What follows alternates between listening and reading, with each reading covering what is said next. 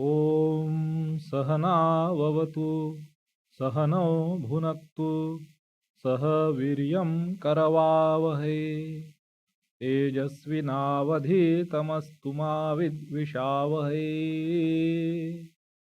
ॐ शान्ति शान्ति शान्तिः। हरिः ॐ। पार्थाय प्रतिबोधितां भगवता नारायणेन स्वयं व्यासेन ग्रथितां पुराणमुनिना मध्ये महाभारतम् अद्वैतामृतवर्षिणीं भगवतीम् अष्टादशाध्यायिनीम् अम्ब त्वाम् अनुसन्दधामि। भगवद्गीते भवद्वेषिणीम् वसुदेवसुतं देवं कंसचाणूरमर्दनम् देवकी परमानन्दं कृष्णं वन्दे जगद्गुरुं। मूकं करोति वाचालं पङ्गुं लङ्घयते गिरिं यत्कृपातमहं वन्दे परमानन्दमाधवम्।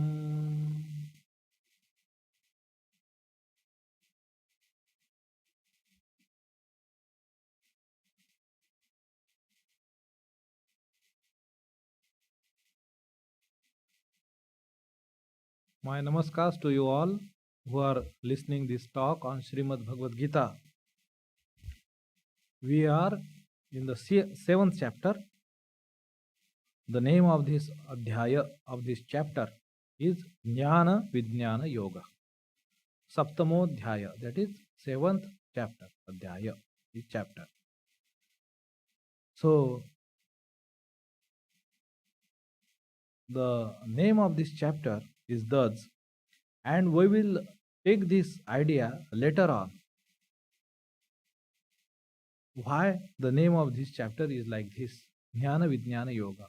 What does it mean? What is Jnana? What is Vijnana? Rather, Sri Ramakrishna has many times has used this terminology to distinctly point out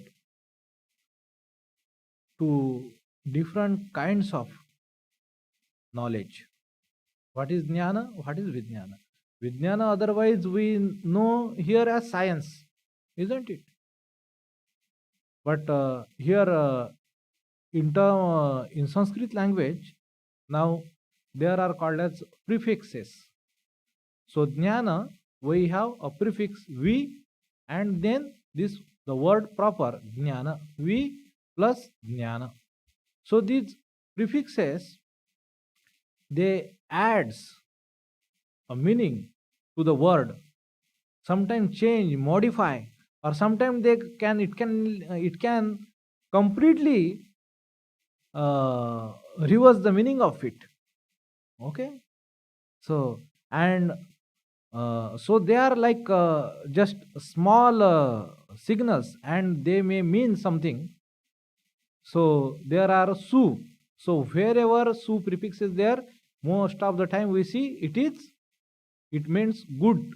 Suprabhat. So prabhat is suprabhat. It's a good thing. Or there is a su, and there is a otherwise there would be another prefix du. Many times it means negative something. So su Lakshmi or dur Lakshmi. So du may means negative, not right, etc. So with jnana.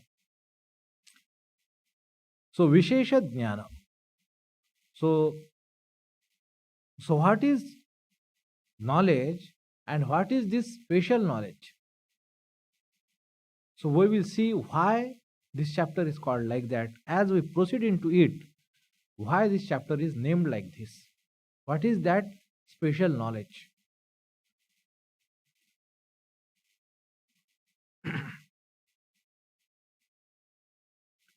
Last time we discussed about this one word from this last verse of the previous chapter. That word being Madgati, because it came there, Yogi Nam Api Sarvesham, the 47th verse of the 6th chapter, the last verse of the previous chapter. Yogi Nam Api Sarvesham Madgate Nantaratmana Shraddhavan Bhajate Yo Mam Same Yukta Tamo Matah. So that person is the superior. That is the best one, Yukta Tamo. So in Sanskrit also, so as there are degrees in English language, so positive, comparative and superlative. So here also in Sanskrit language, these degrees are expressed like that. So there is something, a positive expression, that is good, and there is comparative, then we call it better, and there is superlative, that is best, that it must be mean the highest, nothing tops that. So here when it comes to comparative degree, there is a suffix used which is called as tara, and for the superlative there is the suffix called tama. These two suffixes are used to show comparatively better, or for comparative knowledge, and for something superlative. So yukta tara, so suppose there is a word yukta, probably something this wrong I said. This is 6th verse of the 4th chapter. Probably I said 4th verse of the 6th chapter, something like that. So this is 6th verse of the 4th chapter. About, I said, what is the concept of God in Hinduism. So I referred to this verse, 6th verse of the 4th chapter.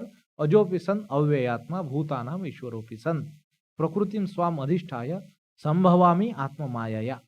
Why I refer to this verse?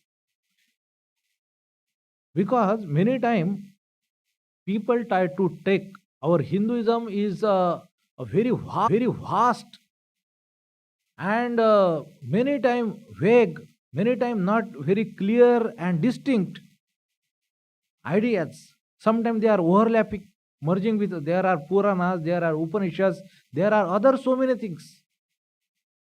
So what is what? So Gita is a Shastra which is available to every ordinary individual. Because Upanishad, many times to draw meaning from it, it would be tedious, it would be difficult, it would be not easy. Because it is all the more because they are revelations. They didn't, care about, because they were revealed so many thousands of years before. So they didn't formulate their teaching so as to, very properly convey to you. They didn't bother about it. Because those people who had that kind of highest spiritual state, and in their intoxication, after coming down from that intoxication, they simply they came out also with such kind of exhortations. They are the Upanishads, the revelations. Okay. So Swamiji says very distinctly, if what do we mean by Shastras for the Hindus? He said there are three. They are called as Prasthanatrayi. So Prasthanatrayi. So why this word Prasthana is used? Because by means of it, with the means of the knowledge enshrined in these scriptures, one can attain to moksha, one can travel to moksha. Prasthana Trayi. Trayi means three. So what are these three? So one is Upanishad. They are called as Shruti Prasthana, because Shruti means Vedas. So Upanishads, as they are found in the Vedas, so they are called as Shruti Prasthana. Then the second is called as the Smruti Prasthana, because Gita, this is called Gita. Gita is called as the Smruti Prasthana. This is the second scripture which is found in Smrutis like Itihasa Purana. So Mahabharata is considered as a Mahabharata Ramayana. They are called as the Itihasa Purana. So Gita is found in the Mahabharata. So this is Smruti Prasthan. This is the second. And the third is Nyaya Prasthan, which is Brahma Sutra. So Brahma Sutra and Upanishads. So Brahma Sutra is far more difficult because it is purely logical, intellectual, and cryptic. Unless you have a very qualified teacher, it would be very difficult to wrap our head around it. So Brahma Sutra difficult. Upanishads one way, they are also, we can say. So Gita is the best, simplest, and concise, and to the point. And Gita, we can say, is later than these both Upanishad and Brahma Sutra. That's why its language is more, it is easily understandable. Even Ramayana's language compared to Mahabharata is difficult. But Mahabharata comes much later. So that's why this is the exquisite literature, this is the scripture, the Smruti Prasthana, which is of utmost use to us. Now this scripture can help us to understand the whole quagmire of this in the name of Hinduism. And we can categorize, we can understand, we can place everything in its right place. Everything in its right place. So Gita is most important for us, and it. So many times if Advaita Vedanti you will meet, they will not accept even the form of God. Nothing. They will accept Shankara, but they will not accept form of God probably. This is the Kattar Vedanti. Okay. So only the non-dualism is the highest truth, and nothing inferior to it or compromise to it will be any acceptable. Or people take extreme views that Shiva is the only God, or Krishna is the only God, or Devi is the, there are many songs, in Bengal, because there are Krishna Bhaktas also, Vaishnavas are also there, and Devi Puja is also there. So both are teasing, one devotee is teasing another devotee. So in various, so there are nice bhajans. So they are written in praise of his own chosen deity, maybe of Devi, and showing Mr. Krishna inferior. So one devotee is saying, he is Krishna Bhakta, is saying that Krishna is the person who will take you across this ocean of samsara. He is the person who will row this boat of samsara. He will take you across this ocean of samsara. Because there are such epithets, such adjectives used for Bhagavan Krishna. So the devotee of the Devi, maybe Durga or Kali, what he is saying, what is his retort? He said, my mother is Raj Rajeshwari Rani. She has kept this Krishna as the boatman. Do you understand that? So he is making fun of Krishna that she has kept this Krishna as the boatman to carry people across the samsara. And as far as it is fun and pure guileless humor, that's all right. But when it goes to some ridiculous proportion, then it is really sordid. So that sometimes I also happen to meet across some kind of people. That's why in this era, the life of Sri Ramakrishna especially, how wonderful it is that he is a live demonstration, that he is a living proof that he indeed went by a different path and saw and tested that they all reach to the same goal. So there is nothing to be confused about, not to contradict, that each is great at his own place. So it is, that's why it is called as chosen deity, a form of the deity.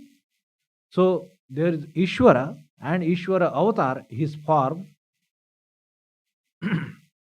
which you choose to love, adore, worship, and dedicate yourselves to. And there are, his glory, his leela, etc. These are form. So there might be devotee of Shiva, there might be devotee of Devi, or Vishnu, or Ganesh, and then the various forms of Vishnu, probably various forms of Devi, various forms of Shiva, Ganesh, etc.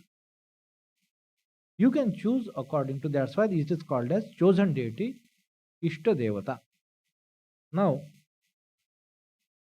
Gita is the scripture which also, being the scripture, it brings up that view. That's why I said that verse is very important, of that sixth verse of the fourth chapter, that what is Hindu's view of the God.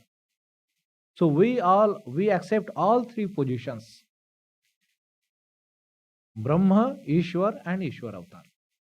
Now Bhagwan is taking that idea forward, and that's why he does not negate. Sri Krishna, when he started admonishing Arjuna from the second chapter onwards, we see he starts speaking he opens his volley of attack with the knowledge. That's why it is called as Sankhya Yoga or Jnana Yoga. The second chapter is called as Jnana Yoga. Now, he is speaking of the knowledge. Now here we have ended sixth chapter, and he says that the person, yoginam api sarveshan, among these yogis, who is madgate na antaratmana, that from the antaratmana, from the bottom of his heart, from the innermost of his heart, I am his sole refuge, madgati, that I am, that everything leads to me. Whatever is happening, good, bad, everything in that devotee's life, in the life of that yogi, yoginam, Krishna is referring to yogi. The yogi who is thus devoted to me, who is Shraddhavan, Bhajate Mam, and he says he is the Yukta Tamo, that is the best one.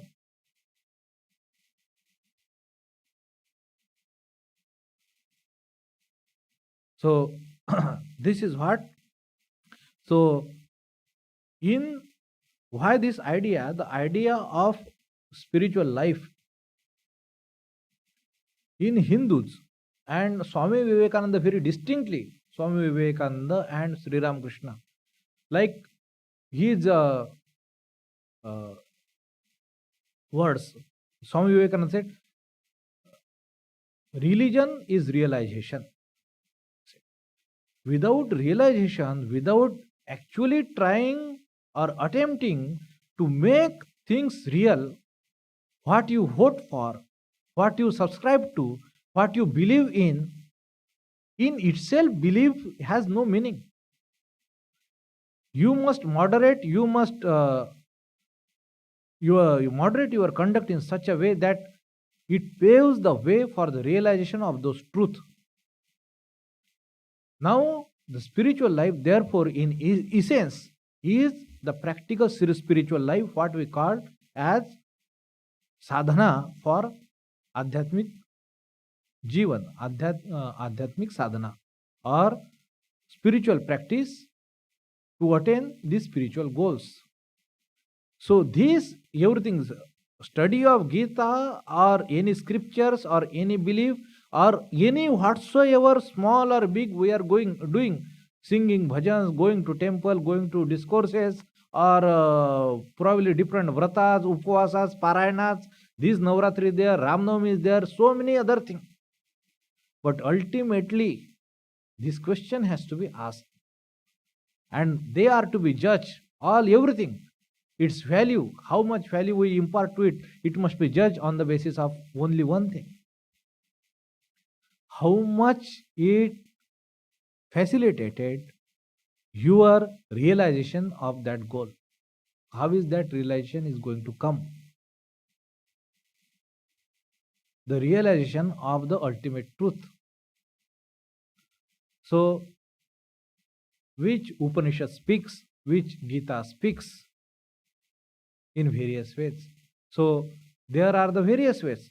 At Bhagwan Sri Krishna himself is approaching many ways. There is a jnana, there is a dhyana, there is karma. He has spoken all these three. Now, this sixth chapter, they will enshrine as if the model of bhakti, where you will find the confluence of jnana and bhakti.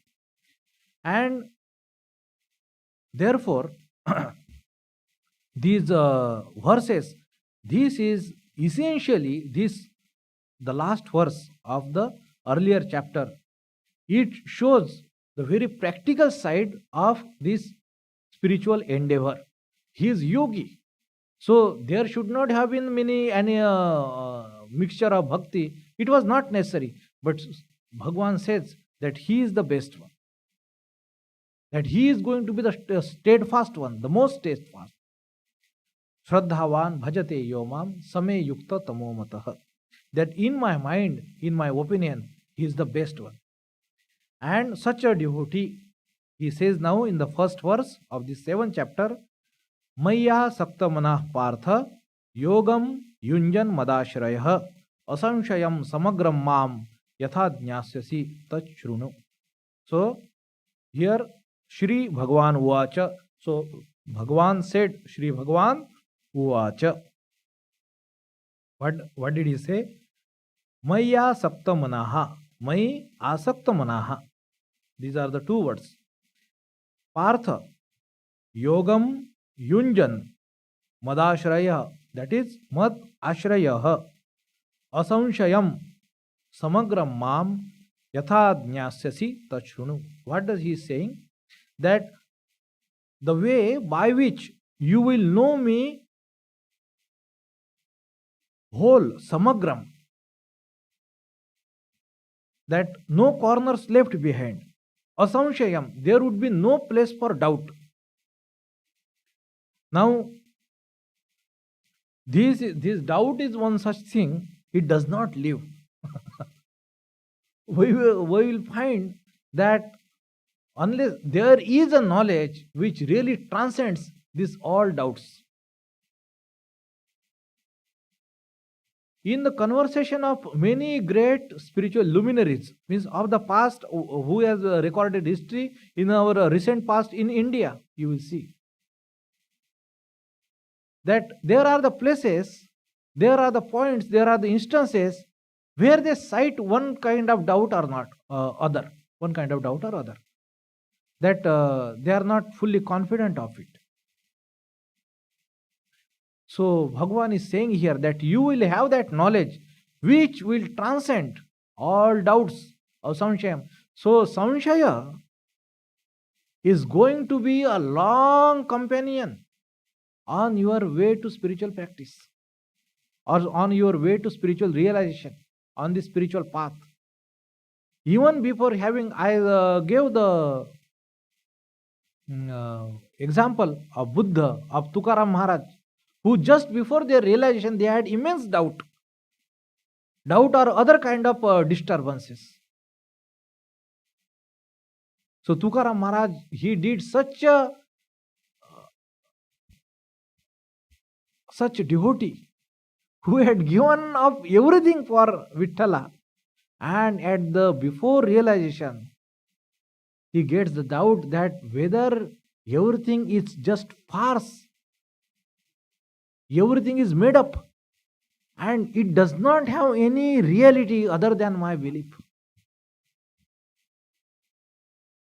whether it exists apart from me. So that is a tremendous doubt, that yes, everything is possible if you simply concoct various kinds of ideas in your brain and cook it So it can give rise to any kind of delirium. It happens with people. People actually see things. So what is the proof that it is not the case with me? So such kind of doubt arose in the mind of Sant Tukaram. He dispelled, he countered it, he got over it, and then only he had the vision of Vittala. So this Samshaya, even Shruti, if you see Mundakopanishad, so there comes the verse, and how great importance is given to this Samshaya, you will see. Three things are mentioned when you attain the highest. When you attain the highest, three things are promised. So one thing he said, Vidyate Hrudaya Granthi, that knots of your hearts will be cut asunder. You will be as simplest person as possible. This all दाव पेच जिसको बोलते हैं, this knots of your heart, they will get resolved. You have no complexes further. Yes, that is the highest hallmark of a straightforwardness, a total guilelessness. This is what Sri Ramakrishna used to call saralata, which comes in the last verse. He is to give very high importance to this character, this idea, saralata. That is, that or in Sanskrit there is a word called arzavam, or whether we call in English straightforward, maybe somewhat, but the people who are very simple and who do not have, that cunning at the back of their head, they do not very calculate and speak, not like that. So Sri Ramakrishna is to stress this idea again and again, that what is in your heart should be on your lips. So what is in your mind, that should be on your lips. So this saralata. So Upanishad promises this one thing, Vidyate Hrudaya Granthi. And Vidyate Hrudaya Granthi,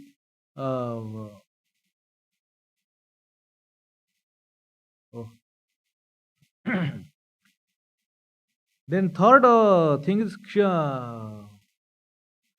Chasya Karmani Tasmin Drushte Paravarde.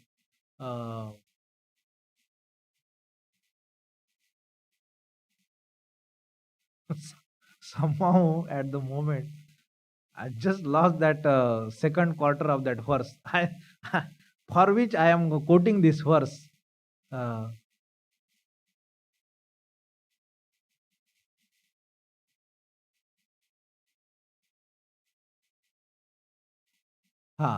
Sorry.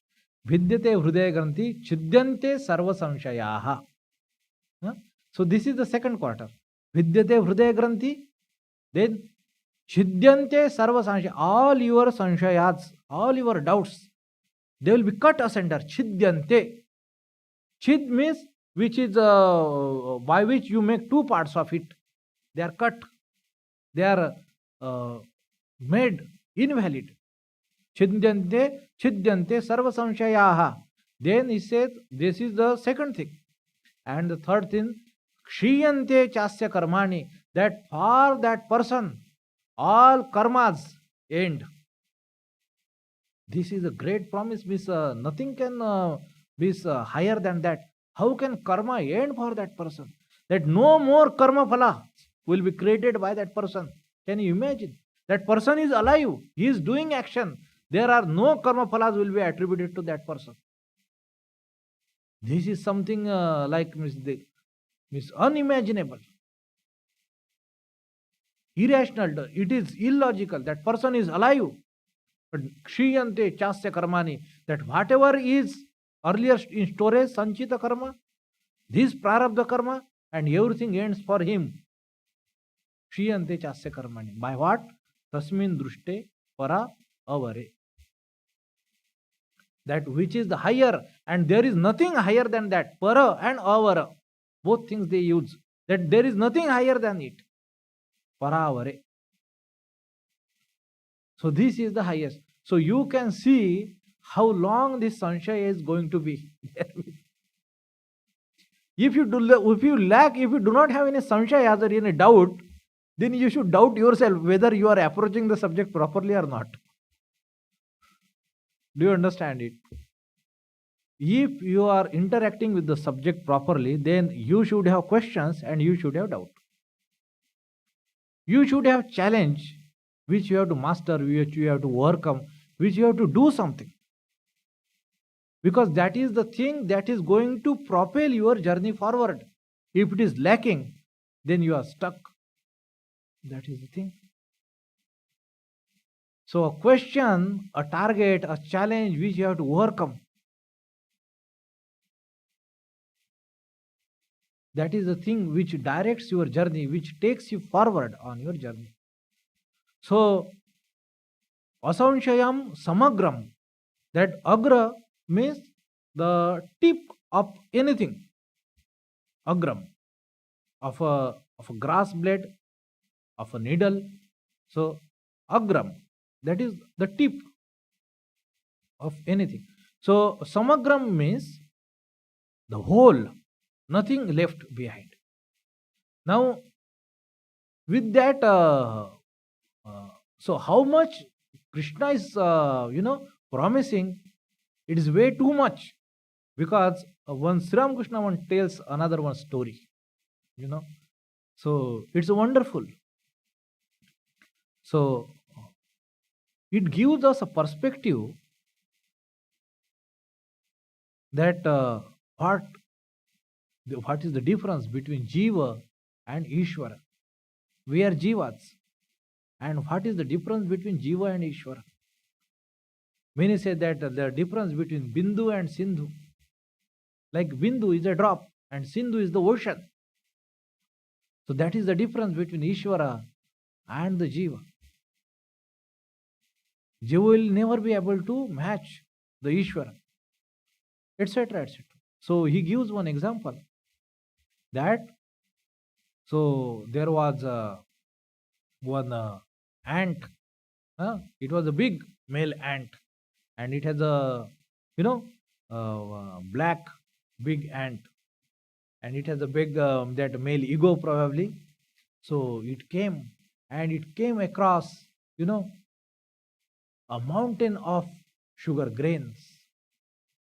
Sugar grains are there. There is a mountain of it, and he thought, "Oh, what a discovery! What a treasure I have found!" So what does it do? It grabs one grain in its mouth, probably two, and then grab another in his something on his with front two hands and start walking. And while to take it to its anthill, and what he is doing, what he is thinking, the next time when I will come, I will take the whole mountain to my anthill. So how ridiculous the thought of the ant is. We cannot have Ishvara, Samagram, whole. Krishna is promising that. The whole Ishvara, Sri Ramakrishna says that there earlier used to be a kind of a measurement called share, or in English we used to call, they are spelled as seer, S-E-E-R. So we used to call them share. How much it is, I also now I do not remember. How many share means how many kg, that proportion I do not know. So, but there used to be, they used to call it ek share, don share, something like that. And there were other kinds of this measurement. So some share means probably some pili, etc. Were there. They used to measure grain or some different kinds of the earlier old our Indian classical these measurements were there. So what he is saying, Sri Ramakrishna is saying that in the pot which is of the measurement of one share, it cannot hold 5 share milk. That is impossibility. Mathematical impossibility. It will not happen. So there are something, there are certain boundaries that we cannot cross, we cannot, it is mathematical impossibility. It is not going to be. Now, so to give the perspective, he says another one story. Another one, his, what you say, simile or analogy he used. He says that Ishvara, or that he is like that Sachidananda Mahasagara. And he says, like these rishis, like Devarshis, etc., who had become world famous and attained great spirituality, who the world knows them to be great spiritual, they had merely heard the sound of the ocean. And this Sakshat Shuka, who was born Brahmagani from the womb of his mother, he says he had but the sprinkles of it. And Sakshat Shiva, who is the Brahma, that knowledge itself, he says that Shiva Sakshat, having 3 ounces of the water of that ocean, is lying unconscious. In that perspective, Sri Ramakrishna is putting the things. So you can see that Sachidananda Sagara is the truth. This is Shiva himself. This is Shuka. This is Brahmarshi Narad. So these ideas, they are important. So to say, when we put them in a scheme of when we understand, when we are trying to understand a thing and trying to give everything in its place, so we should have, so it gives us some kind of sense. So Bhagwan is saying that one devotee, a devotee who is such devoted to me, asakta manah, word he used, see, not only devoted, he uses the word asakta manaha.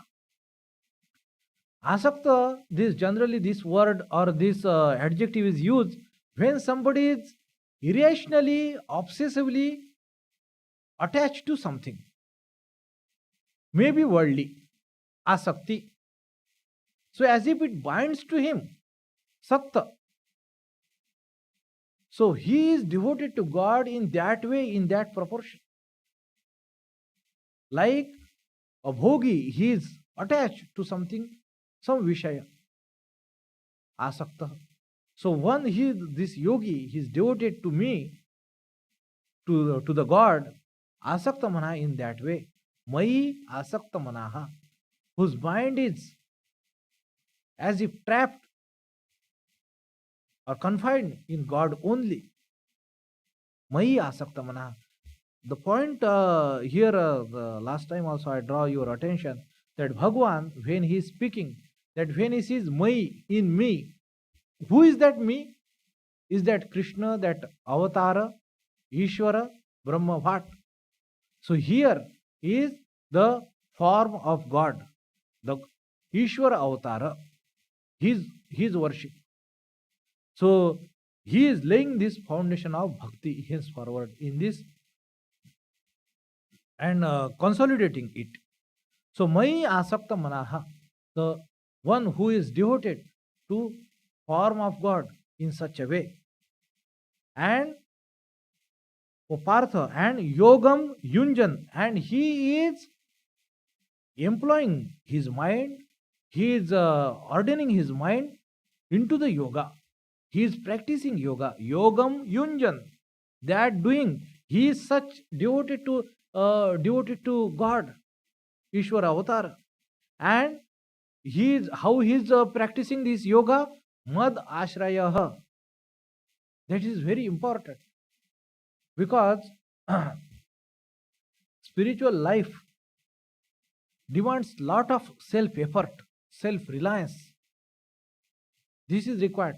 Every big endeavor of life, it any success in life, it demands self effort. But the yoga very much demands it. So here Bhagwan, he is giving this idea, Mad Ashrayah. The person, he will be successful. This is the secret of success in this world. Well, Bhagwan is saying that Mai Asakta Manaha, one who is such clingingly devoted to me, Mai Asakta Manaha, and practicing this yoga, Mad Ashraya, being taken refuge and shelter.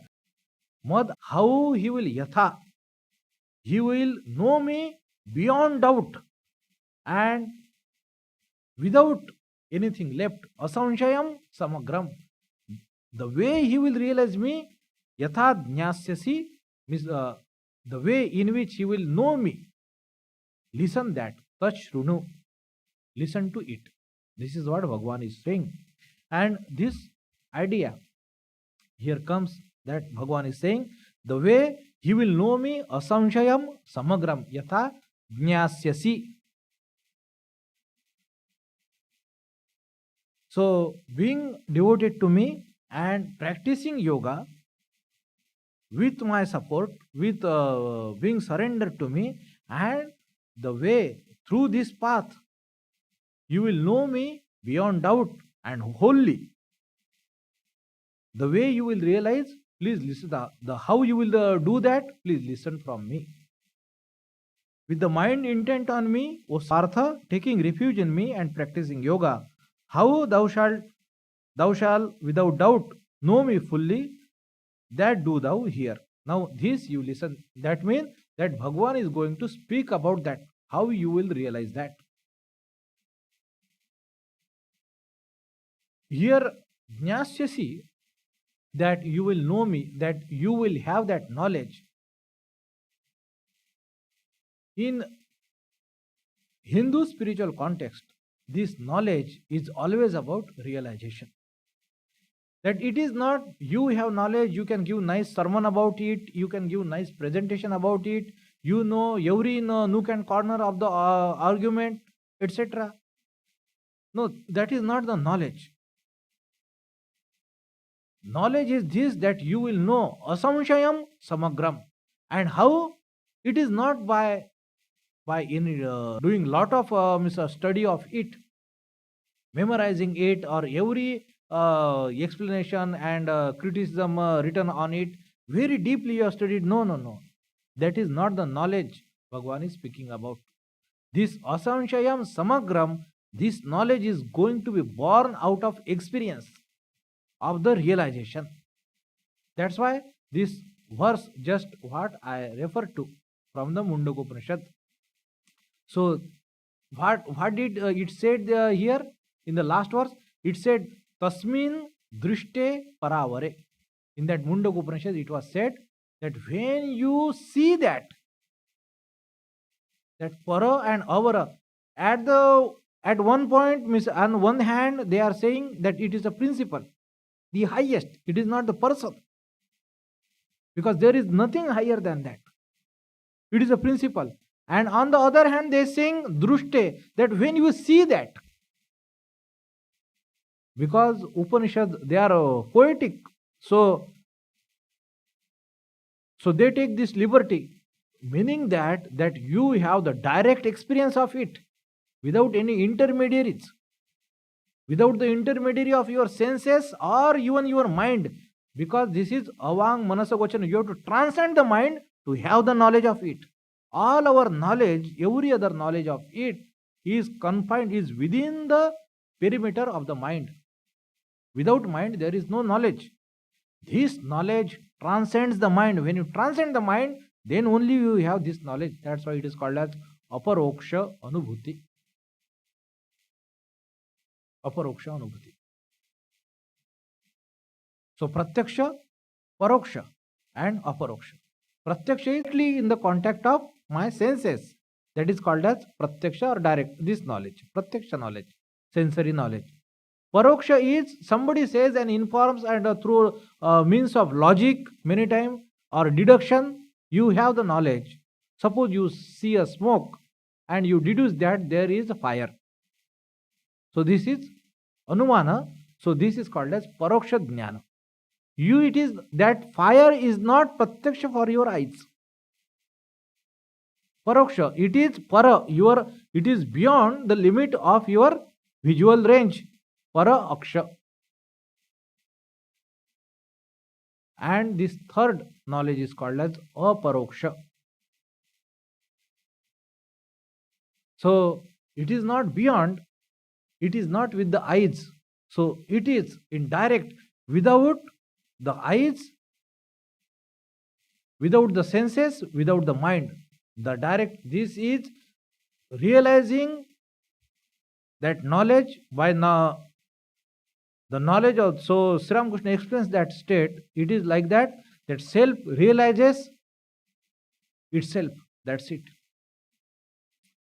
That we are apart from anything, apart from that self, everything, that knowledge, everything, our what to say, those beliefs, those ideas, those notions, they are dropped off, and the truth realizes itself. That's it. So that knowledge, that is called, that is the highest knowledge. And when,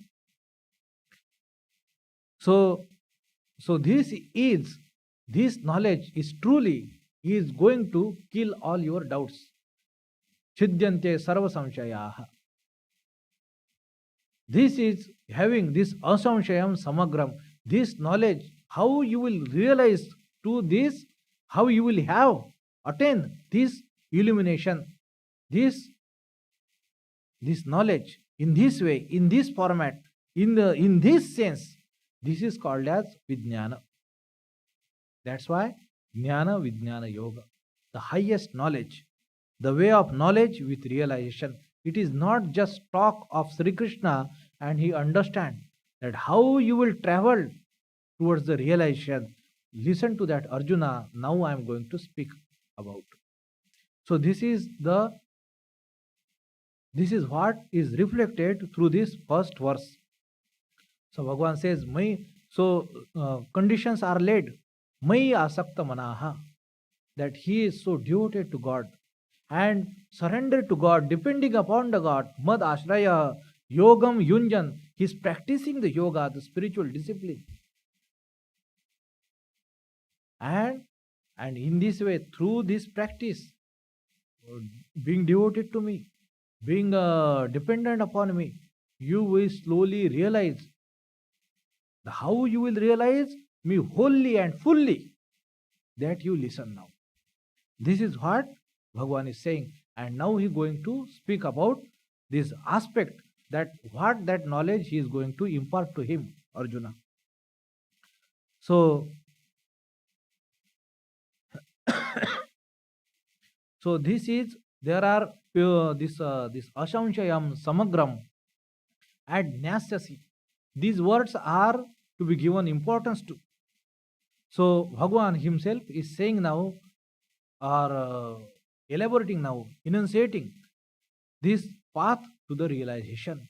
That knowledge without realization is just knowledge. It is not Vijnana. That's why making it separate, distinct. That's why it is called as Jnana Vijnana Yoga. So knowledge is given for the Vijnana, how you will attain Vijnana. And Sri Ramakrishna, again, I will give his example, or his quote his words. He is to give one example, like he is to say that some people have heard about milk. Some people might have seen milk, but there are others who has not only seen milk but also drank it and become healthy, nourished by that milk. So he says this, the last person is the Vijnani, who not only had that knowledge, but really it has assimilated, imbibed, and transformed that individual fully, thoroughly, right from its roots.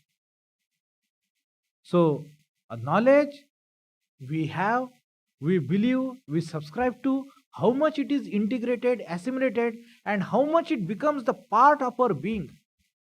Swami Ranganathanji Maharaj, he was fond of these words, and he used to say again and again he used to say this, uh, say, is, not to say again and again, but in the context that every knowledge in the empirical knowledge, in that condition, the character or transformation is not necessary. Some person who teach geography, he's probably teaching about the Sahara Desert. It doesn't, it, it is not warranted, it is not necessary that that person must have visited Sahara. Is it? That is not necessary.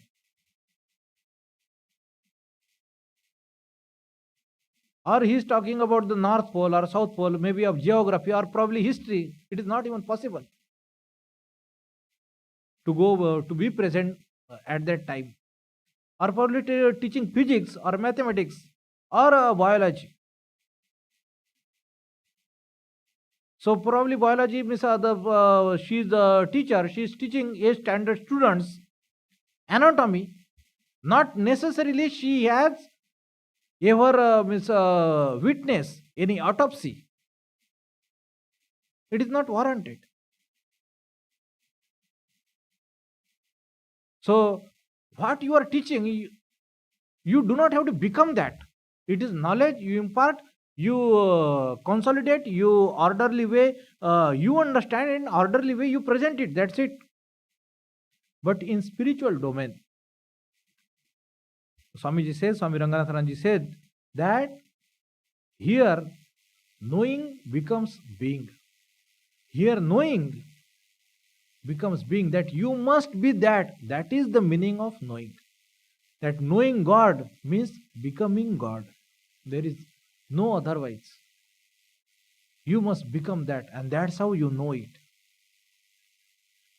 It is not, that's why in again and again in we find in Vedantic literature about Atman, whenever it is referred, it is called as Ekam Advitiyam.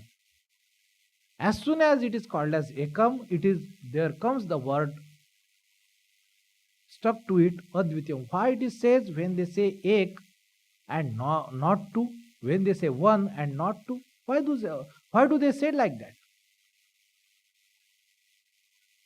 Why one is always qualified by not two, not second, one without a second? This phrase you will find. What does it mean by without a second? Earlier, when I started this, I was not able to make sense of that thing. I used to thought second means like minutes, second, minutes and hours. I used to think like that. I say, why it is called as Atman is called as one without a second? What is the meaning of it? Then I understood this second means actually first second. So this is one without a second means that one there is and there is no second. Why it is said like that? So because the simple example are given. Suppose there are 5 things on the table and I say, somebody asks me, how many are there? I say there are 5. If 2 are removed, how many are there? There are 3. If again 2 are removed, how many are there? 1. I say there is a 1. One item is there on the table. Now, the Vedanta says, this is not that one, and to differ from it, they always say without a second. What does it mean that this one is different from that? They say, when I say, you say that there is a one, so this is the one thing, and its knower is second. Do you understand that? Who says that there is a one? There is a person who is saying there is a one. So this is one and its knower is second.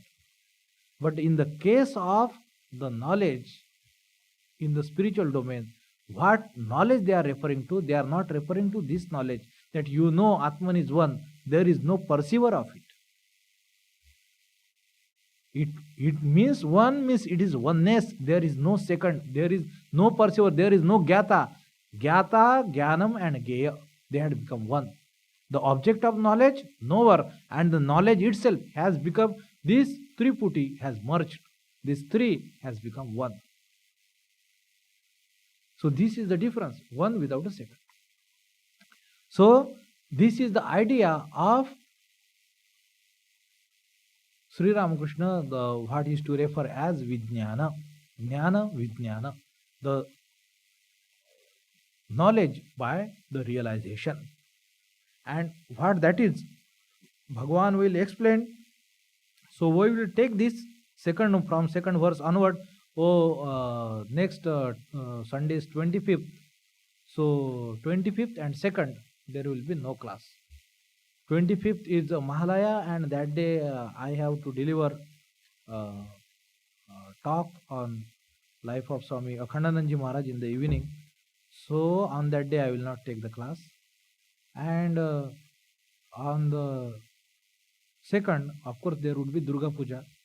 So that day also I would not be able to take the class. Then 9th onward, we will take the class. We will take up this second verse. Lakshmi Puja रहेगा तो लक्ष्मी पूजा तो शाम को रहे, तो ले सकते हैं क्लास, है ना?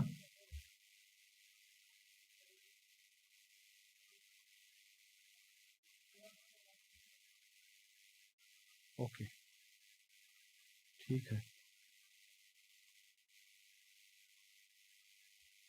Otherwise there would be three weeks gap. तो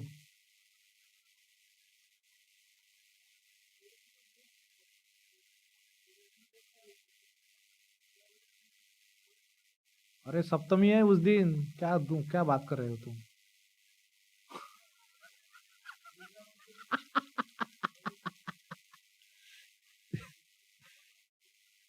ठीक है. तो ठीक है. For the timing, I am thinking that to take class on 9th, if it does not become possible, we will post on our YouTube channel. So if there wouldn't be class, okay.